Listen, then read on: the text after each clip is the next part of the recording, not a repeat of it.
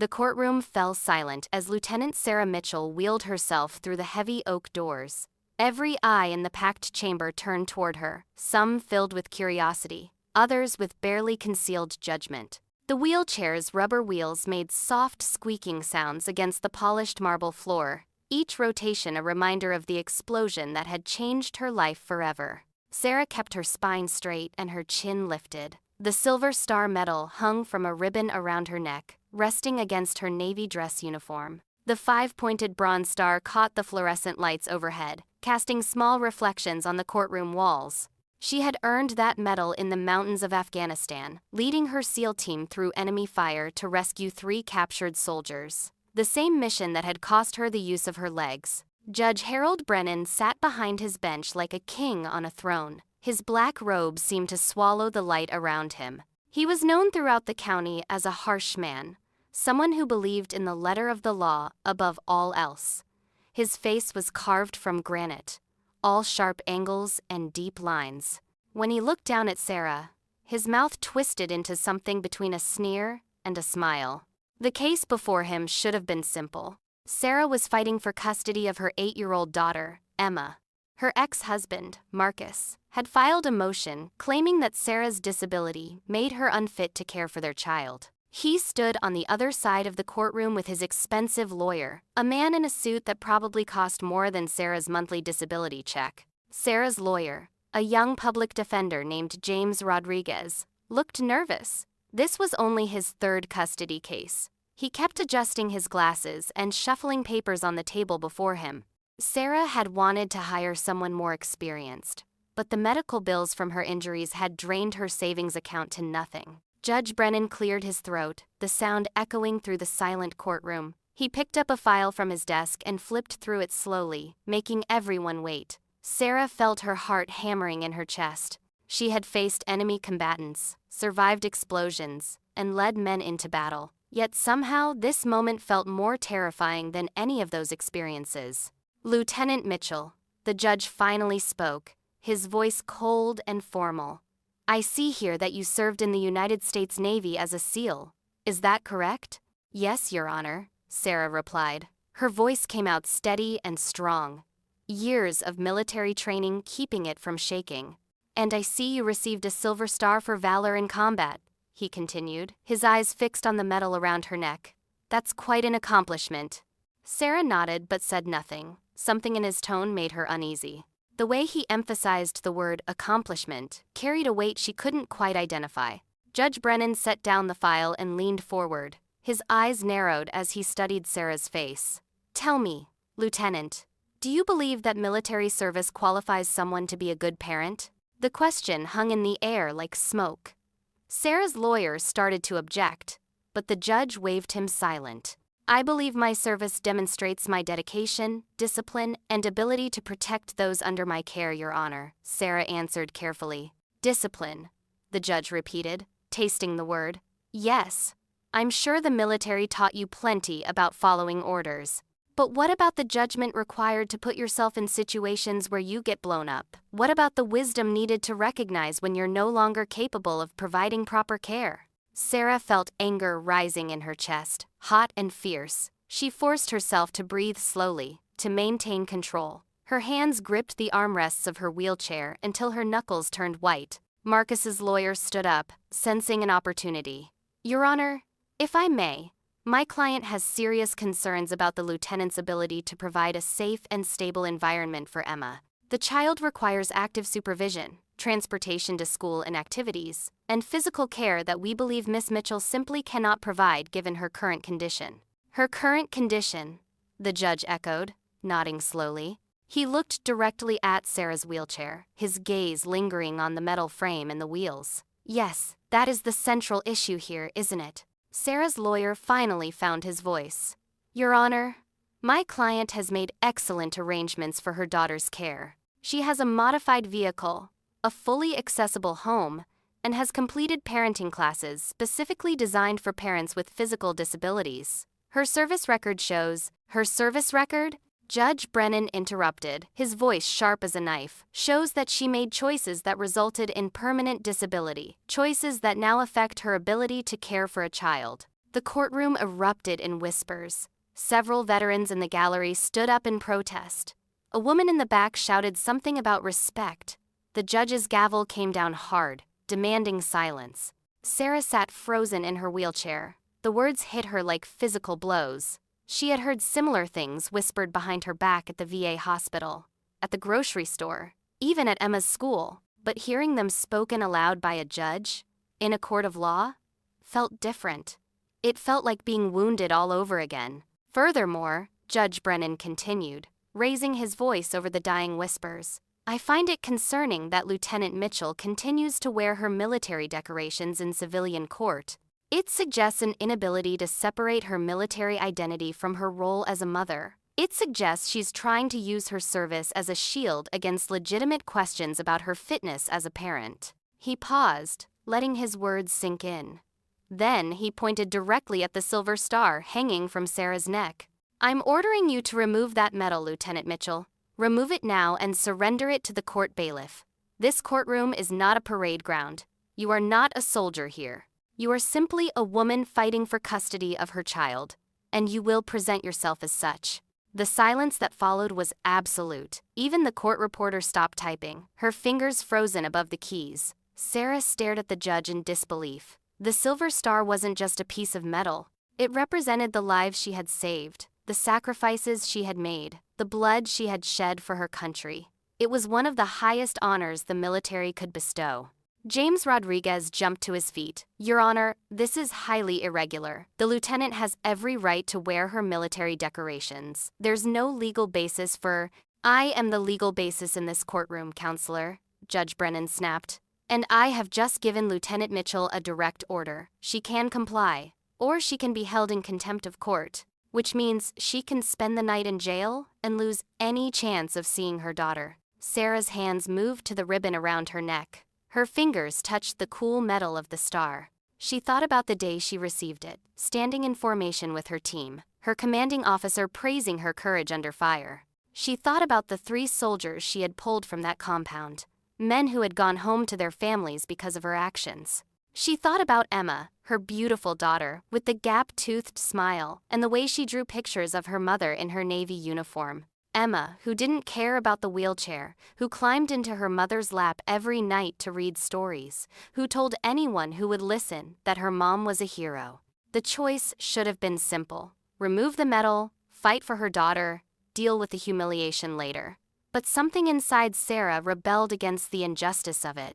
This judge was using his power to humiliate her, to strip away her dignity piece by piece. If she gave in now, what would he demand next? Her fingers remained on the medal, but she didn't lift it over her head. She looked Judge Brennan directly in the eyes. Your Honor, she said quietly, I earned this medal saving American lives.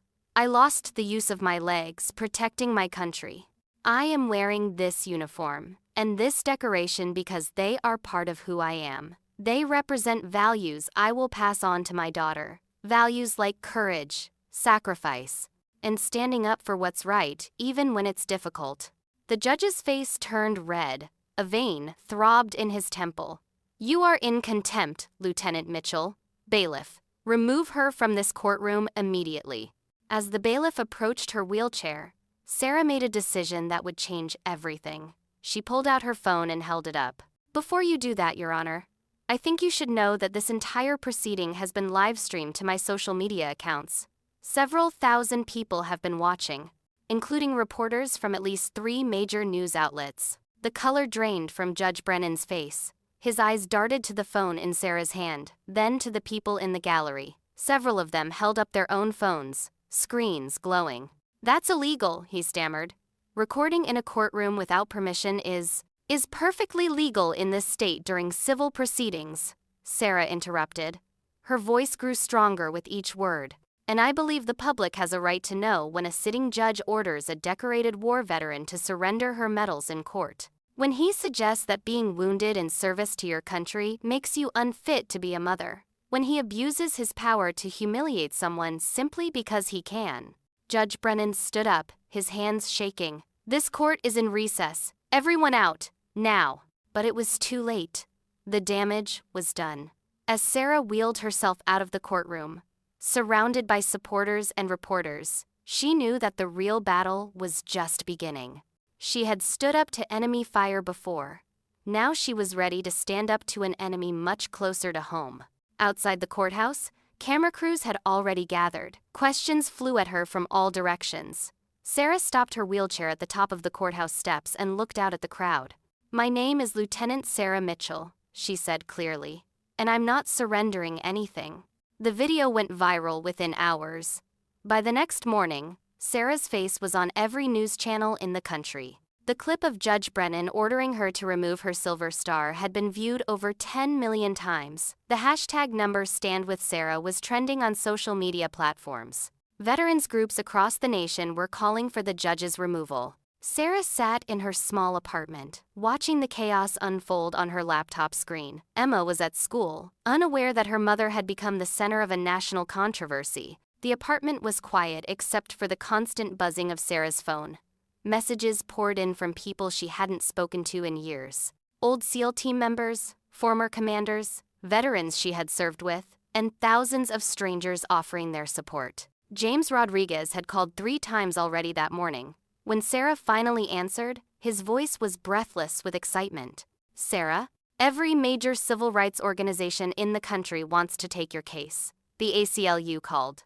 The Disabled Veterans Association called. "I've got lawyers from firms that charge $1,000 an hour offering to work for free. This is huge. I just wanted custody of my daughter," Sarah said quietly. She felt exhausted, as if the weight of all the attention was pressing down on her shoulders. "I know," James replied, his tone softening.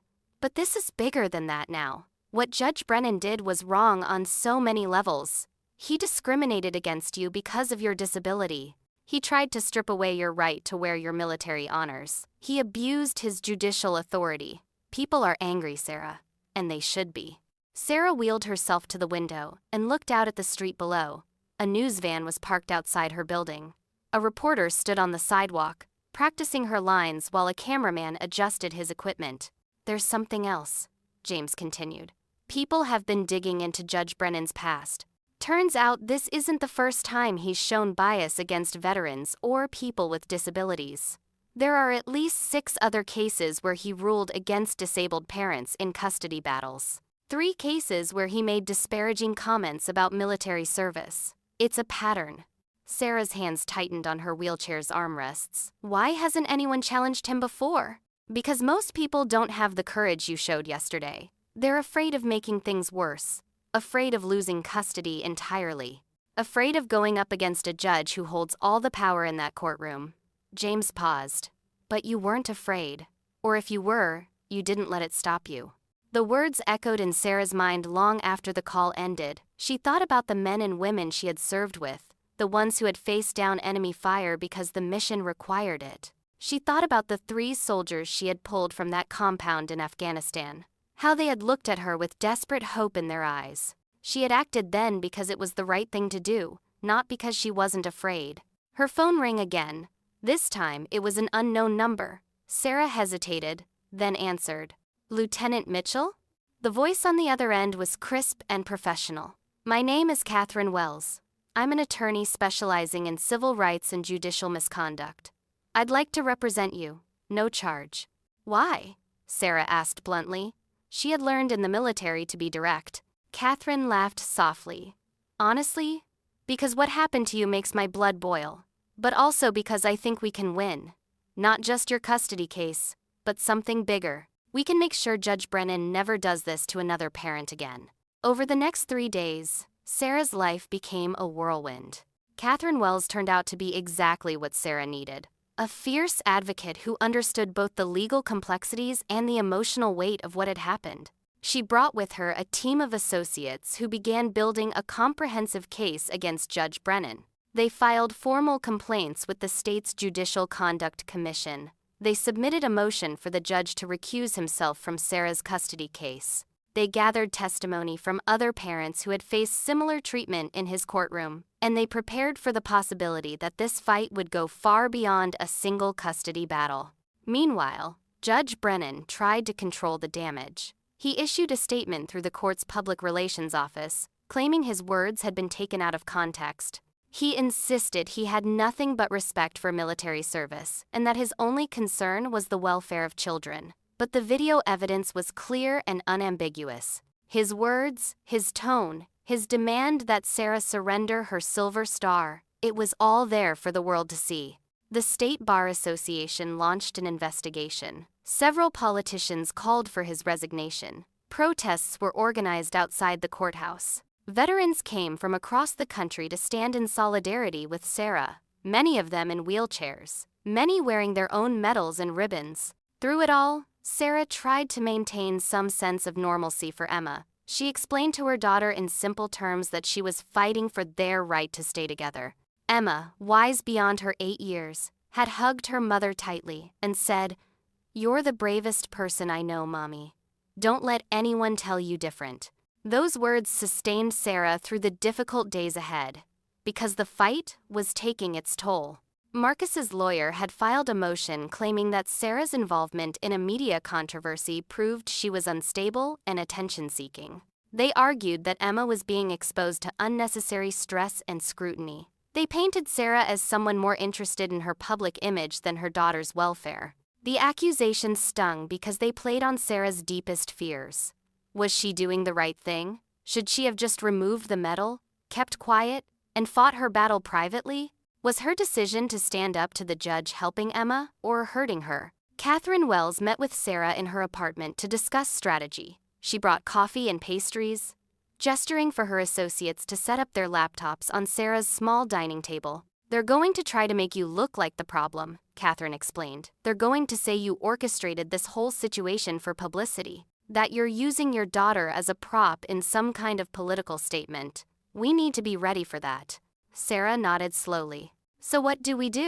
We tell the truth," Catherine said simply. "We show that you were fighting for your daughter from the start, that you only went public after the judge crossed a line, that everything you've done has been about protecting Emma's right to be with her mother." She paused, studying Sarah's face. "But I need to know you're ready for this. It's going to get uglier before it gets better."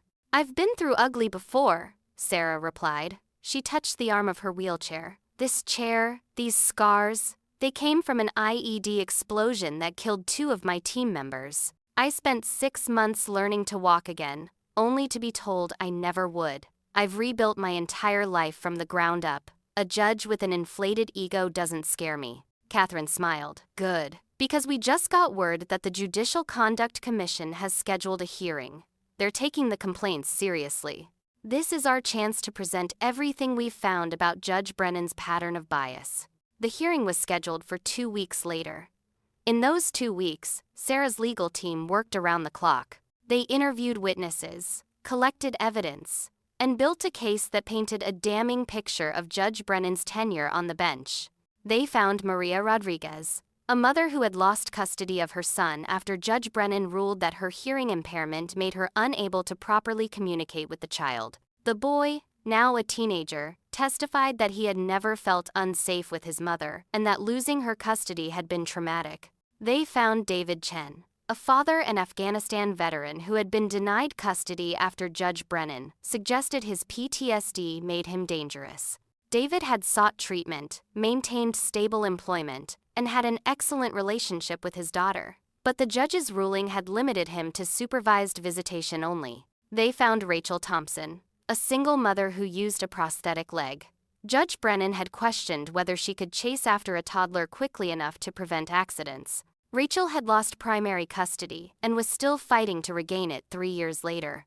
The pattern was clear and disturbing. Judge Brennan had a documented history of bias against parents with disabilities and veterans. He viewed physical limitations as character flaws. He questioned the judgment of anyone who had been wounded in service. And he wielded his judicial power like a weapon against people who were already vulnerable. Sarah met with each of these parents. She listened to their stories, saw their pain, and understood that her fight had become about more than just Emma. It was about every parent who had been unfairly judged, every veteran who had been disrespected, every person with a disability who had been told they were less than whole. The night before the hearing, Sarah couldn't sleep.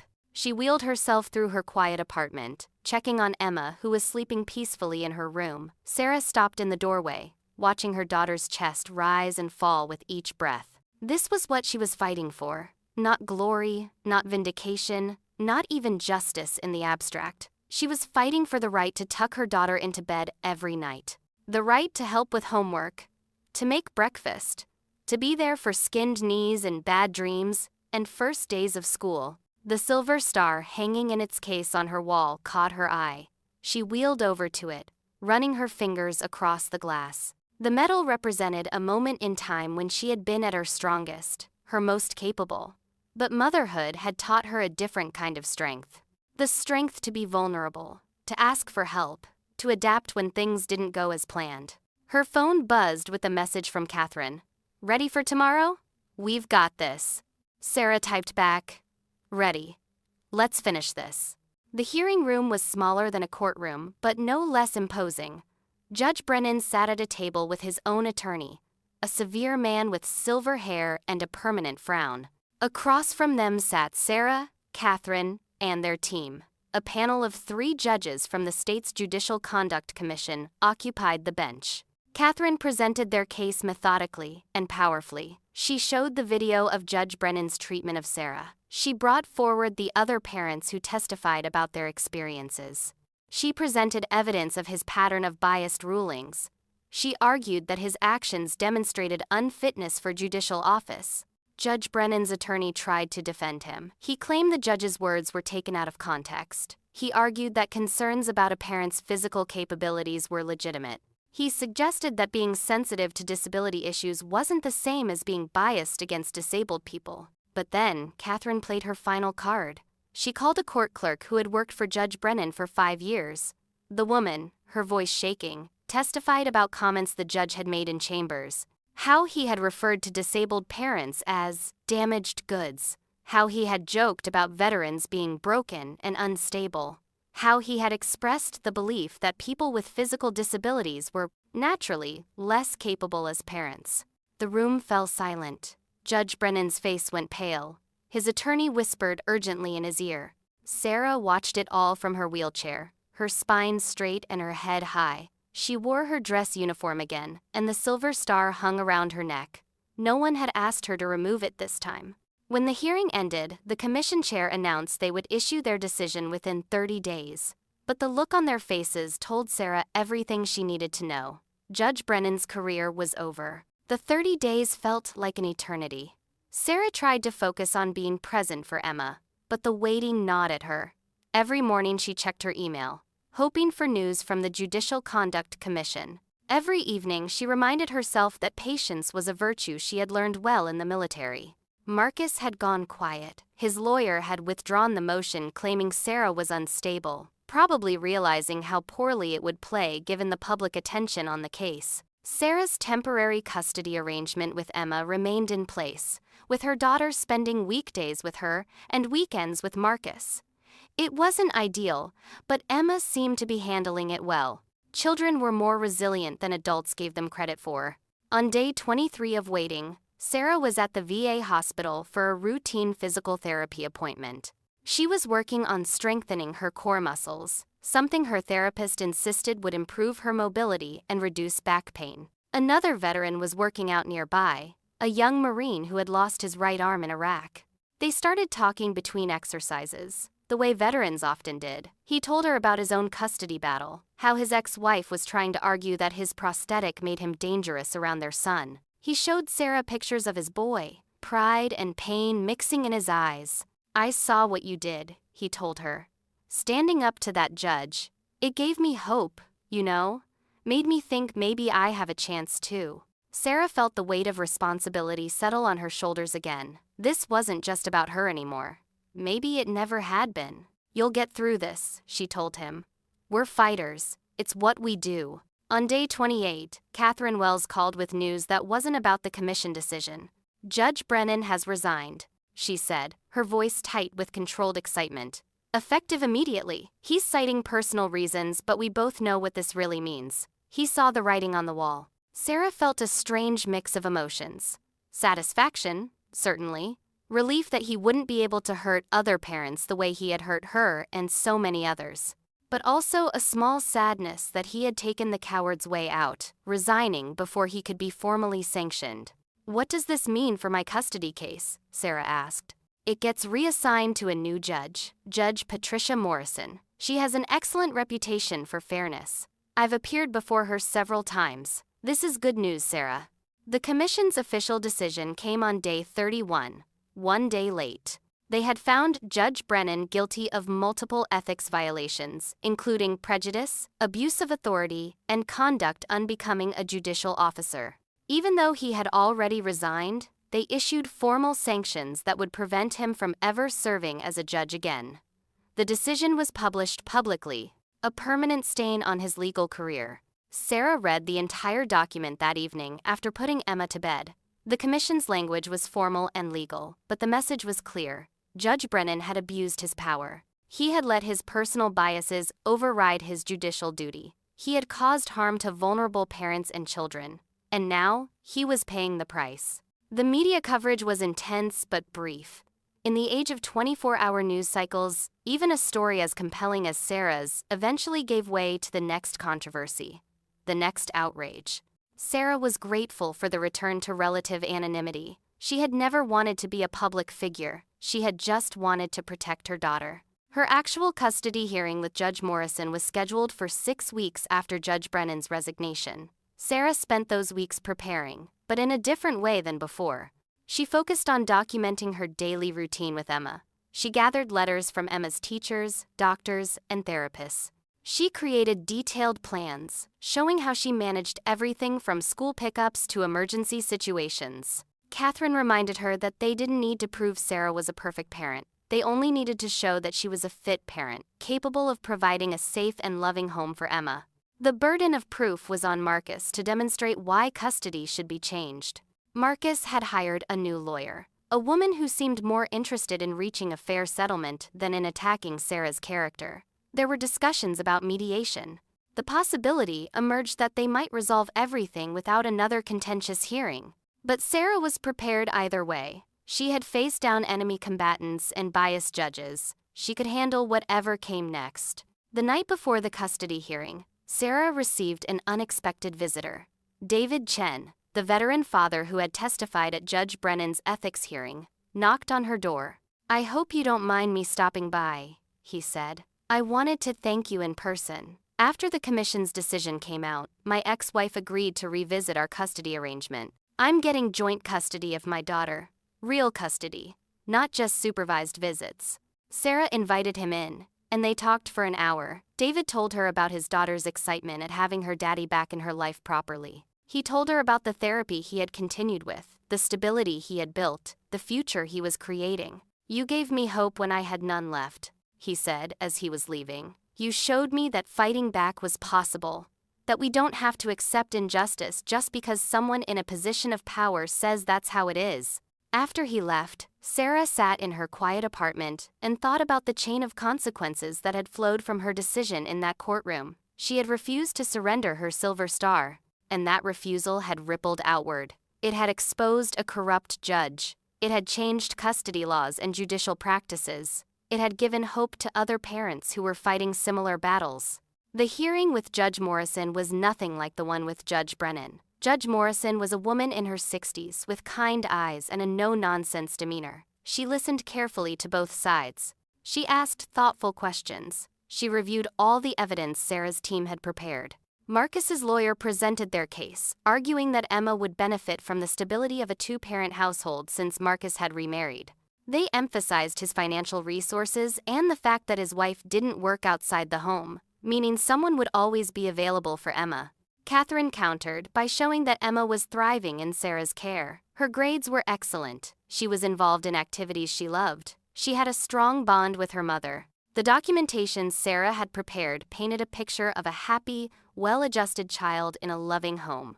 Judge Morrison also allowed Emma to speak with her privately in chambers. When Emma emerged 15 minutes later, she ran straight to Sarah and climbed into her lap, wrapping her arms around her mother's neck.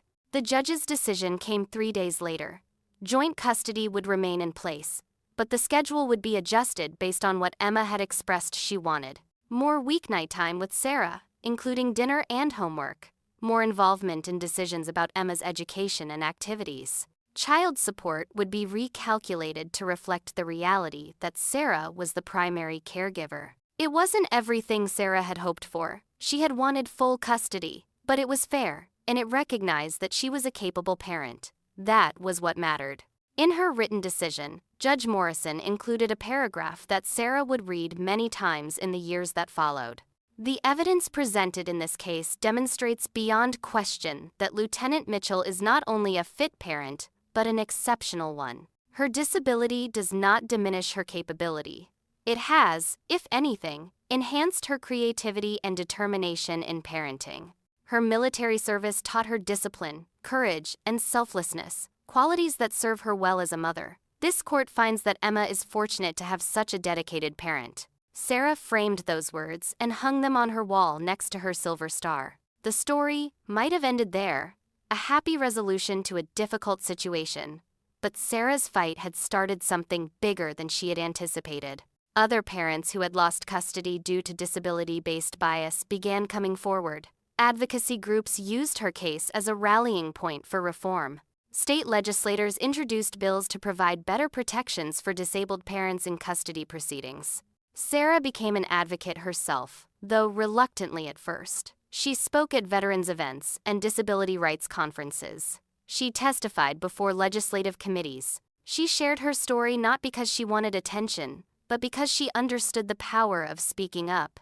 She also returned to school, pursuing a law degree part-time. If judges and lawyers could so profoundly impact people's lives, she wanted to be on the right side of that equation.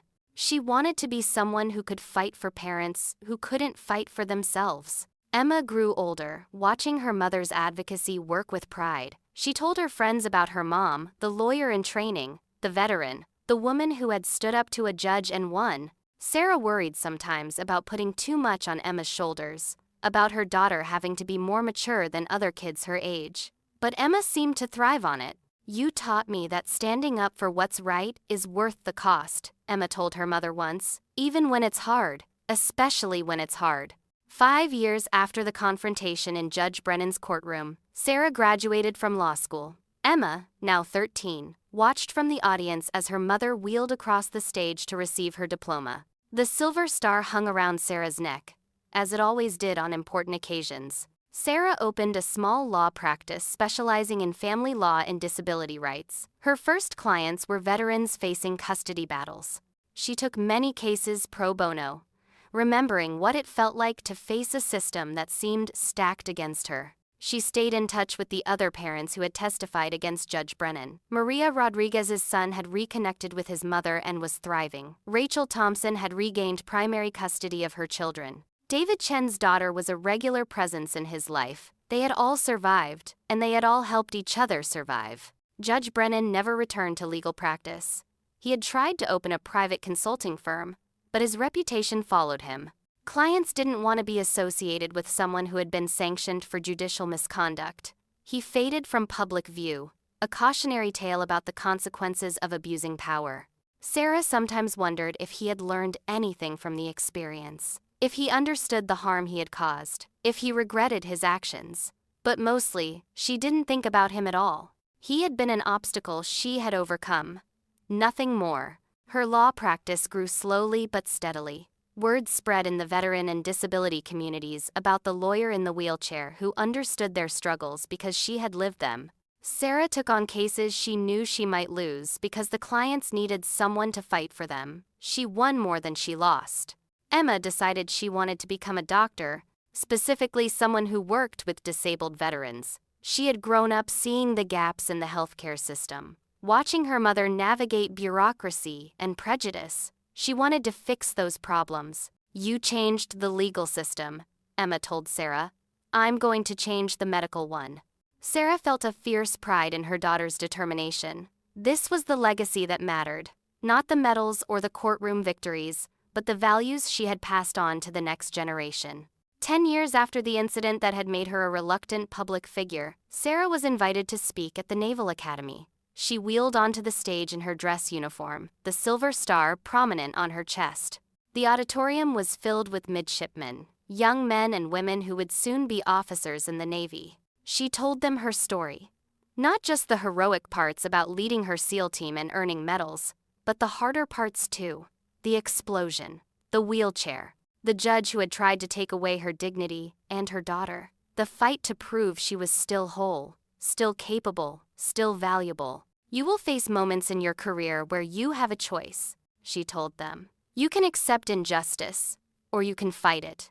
You can stay quiet, or you can speak up. You can surrender what you've earned, or you can stand your ground. She paused, her hand touching the silver star. A judge once ordered me to surrender this medal. He thought my disability made me less worthy to wear it. He thought my wheelchair meant I had nothing left to give.